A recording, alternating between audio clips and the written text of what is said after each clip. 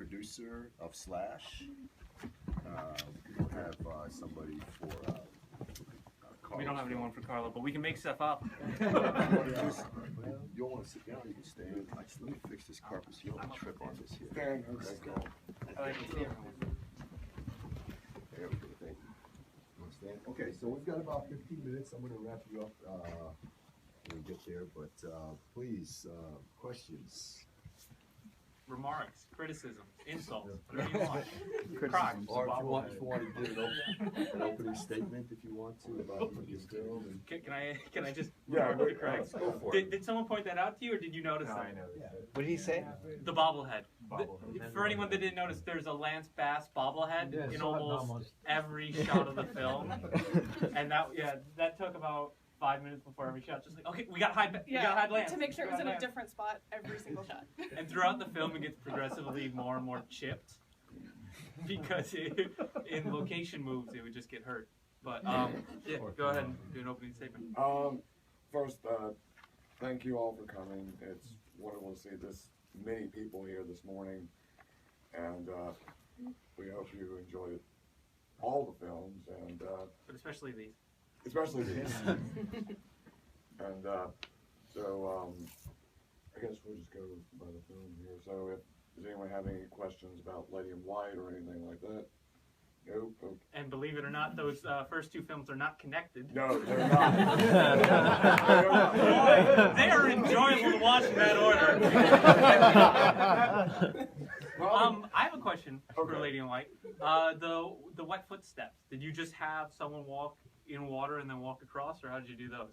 Yeah, Kendall. Oh, that's it. Our wardrobe person, Kendall, she actually wasn't even originally part of my crew. She just came down to help, and we needed footsteps for the hallway scene. And my actress for Lady in White wasn't there that day, so she was the only one with. Well, she was the only girl there, and she was the only one with small feet. So, we had her just step in water and walk down the hall. The actual puddle actually took a while to produce because we put just regular water on the floor, but it wasn't showing up on the camera. I could see you put like powder or dust or something in it. We ended up putting like makeup or something in it to just give it a little bit more oomph so you can see it on camera. Let me ask you a question. Could each of you, in your respective films, just talk about the process? Trust that process. From you producer, Louis, you were the script writer, of course, script writing, directing, and then you were editor as well. Yeah. And then the two of you in your roles in your film. Gotcha. Right. Yeah, so the process for my film, since I was the writer and director, was a pretty lengthy process. Like any of the seniors here know, it probably took a whole year to write their thesis. So it's the same thing with ours. And my thesis in particular had some challenges. The police station that you saw in the film is an actual real police station. And that was back home in my home county in Halifax, Virginia. And that was a lot of couple months of negotiations with the county administrators, with the sheriff's department, and ultimately they let us have it for 3 days. And that facility had been shut down. There was a new facility for the police department, so we pretty much had free reign on that building for 3 days. And that was honestly, actually, those scenes were the most challenging scenes to do, besides the nighttime road You said you had convicts. The actual police would walk convicts. Oh yeah, through that set would once happen. in a while. That happens. You want to talk? I can go for a bit. Well, I have a know quick, that just a quick question real fast Shut about up, his film, Jordan. and then I'm gonna. But I'm just curious. Did both films go through an edit at the end? I mean, from the thesis showings from last, you know. Tyler hasn't touched Slash. Did you touch Slash? Did you touch Lady in White? Since No. The film you guys saw today is the final product. I'm sure y'all noticed when the audio went out a few places. That was because in order for it to be shown here, certain words were said that some people wouldn't allow. So the only way for it to be shown here, I had to bleep out those words. But everything else you saw in the film is in the film. There were no extra scenes cut for the showing here tonight. No DVD bonus content. Sorry. Gag reels. Yeah. When you kind of mentioned the convicts, that was kind of some things I did kind of notice. There wasn't too much police activity in the in a police department, as well. There wasn't like sort of like a bigger open area like how we see in other films of sort of police. Yeah. Was not any specific location for you able to do that. Didn't have time. What was it? I mean, well, that station we used was a real station, and that main area you saw at the end of the security cam where all the cops were, we couldn't use real officers. So, but they were able to let us use some of their uniforms, and I pretty much threw my crew in uniforms and just had them kind of move around and stuff just to simulate that we actually had other officers in the station. In the script, the film was set like late at night, so it was kind of like a dead end shift. In the script, it's a skeleton crew. Yeah, yeah, that's what it's written as. It's kind of a question for all of you guys, but what was your biggest challenge with each film? I can speak to Slash. Hardest thing was trying to find a hotel that would let us film in it that, you know, like, has a resident axe murderer. So, if you couldn't tell, we ended up renting someone's basement and trying to make it look as much like a hotel as possible. Intermittently cut with footage from the annex. That's the name of the place. That transition from the stairway to the basement worked well. Thank you. Yeah, we worked hard on that. It was difficult as director of photography for that because I had storyboarded, shot mapped everything for the standard hotel room. You go to any hotel, it's pretty much the same thing. You can guess where everything's going to be. But now that we had to film in someone's basement, nothing was the same. So a lot of the shots had to be essentially ad-libbed on the day. For me, it was definitely the flashback scene. Was the most challenging scene in the film. The guy that played Sean, the guy that played Dan in the film, he wasn't actually there for that scene. We filmed his scenes and our actress, Emily, who played the lady in white, in two separate locations. And I'm actually surprised how well it cut together. But that opening shot of where we're in the truck and we're going down the road and we see her coming up through the fog, that shot took us 3 hours to get because we're out in the elements, the fog machine wasn't cooperating, and it was a very long process, and my actress hated me because she's a friend of mine, it doesn't matter. But Well, yeah, we had a 300-gallon water tanker in the back of the pickup. My dad was actually there with a water hose spraying, so that was how we were simulating the rain. And yeah, that's how it worked. But that was definitely the most challenging aspect of filming, other than audio editing. you want to talk about producing? Yeah, you're talking about difficult things, but you guys made it really easy. You made my job easy as an AD on set because I was doing AD stuff and trying to make the call sheets and do the second AD work as well. And I've really got to give it to the crew for Slash. We had a massive crew. Like, we had a ridiculous amount of people in a small, like, little hotel room. 6. We had a lot 6 of or people. 7. And for that small little room, and they stayed on track. I never really, I would let you guys know how much time you had, but you got it to the T. Like, they never went over for anything. Antonio and I bonded being jammed in that little bathroom. in the corner bathroom. But he's doing audio, and I'm doing camera right next to him, and we don't have any room.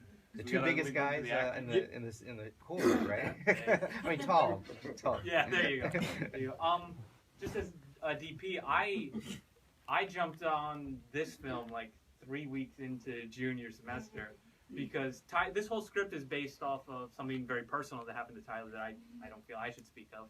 But he let me read the first 7 pages, like, just during one of the cycle processes. Like, I want to get in on this script, so I'm like, let me be camera. I don't know. I just bribed my way on.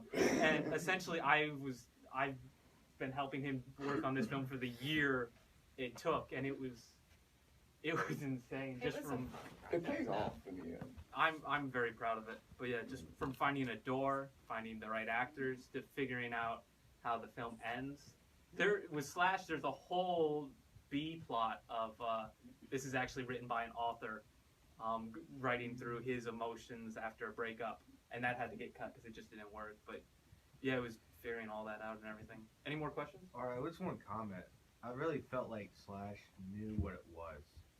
Like that was one of the things that it blatantly knew what it was, and that's why it worked so well, which I have to tell Tyler props. Will do. Real props. That was amazing from the get-go. I'd love to hear that. Thank you. You know. Any more questions? Comments? I was at the end of the film. I mean, they had a nice scene between Death and I'm going to call him Sam. You know, at the end. Why did they cut? Why did Tyler cut that? Did he feel it was pacing? Sunrise shot. The shot we had to wake up at like 4 in the morning. It's like 20 degrees. Drive out. Yeah. Oh, I love that day. Just he wanted to end on a strong image, and he felt Sam's death was the strong image, and since that's the best answer I can give for it. It hurt.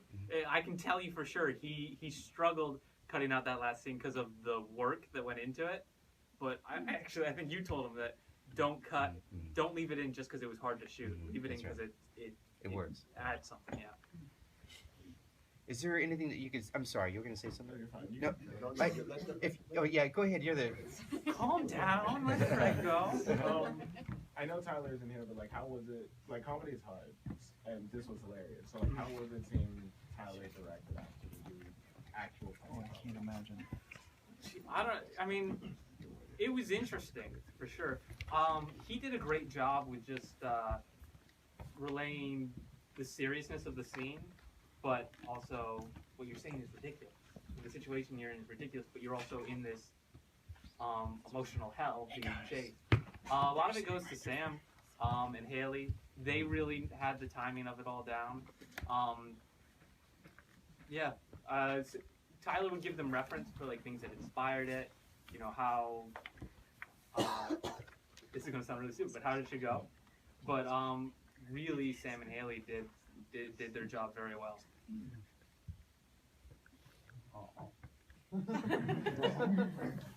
Sam was great. He was fun to work with. Not a pain. We have time for one more question. Make it good. Jojo, you? No? Kirkland? No? So, if anybody have a question, Louis, I got a question for you. Directing the actors, okay, you had a different range of skill and experience. So, can you talk to directing, Thomas versus some of the others? Okay. Yeah. Well, I'll give you a great example. Thomas and Sean are two main actors, and Thomas was the guy who played Detective Stone. They had acting experience before, television, stage, all that. The guy who played, by the way, did y'all like the Chief? The big guy? Yeah. He's just fun to watch. He's a friend of mine, and he's not an actor. But he really wanted to be a part of this thing, so I put him in the film. The scenes of him and Thomas in the office, there was, I forget which scene it was, but there was a part where Bob, the chief, he kept messing up his line, and I think he was trying to overact a little bit, and I eventually kind of pulled him to the side. I was just like, hey, because he actually was a cop for a couple of years, and I told him, hey, just be natural and just kind of go with it. I love the get a confession out. I just wanted Stone to go, but Chief, what about justice? Get a confession. I want him out of here. And that's why she killed everybody in the station. But yeah, and dealing with people who have acting experience and dealing with people who haven't acted, you gotta find that middle ground, especially when they're working together, because your actors, they're feeding off of the people they're going off of, and the people who don't have much experience acting, they can tend to be very nervous, overact, and as long as you have an open dialogue between the three of you, I think you can make it work. Yeah. So that's what we work Just with. on that last part, that's something Tyler and Jeremy did really well. Jeremy was the axe-wielding maniac. A lot of, like, of course it was all script. We had a lot of the Maniac's dialogue scripted, but when we came in to do ADR for the Maniac, because he's wearing a mask, you can't always hear him, Jeremy just had a sense of the character from Tyler and was able to ad-lib a lot of that. The song, one of my favorite bits is the song, "I'm going to tie her up." That was just ad-libbed in the booth. I feel like it fits the character very well. I do want to make one more quick thing. I want to thank T's Jordan looking up like I'm not sure. for all the wonderful makeup she did with Sean, the Lady in White. Thank And you. Bob. Yeah, I worked on both of these films. I worked on Flash and The Lady in White. That's awesome. Thank you very much.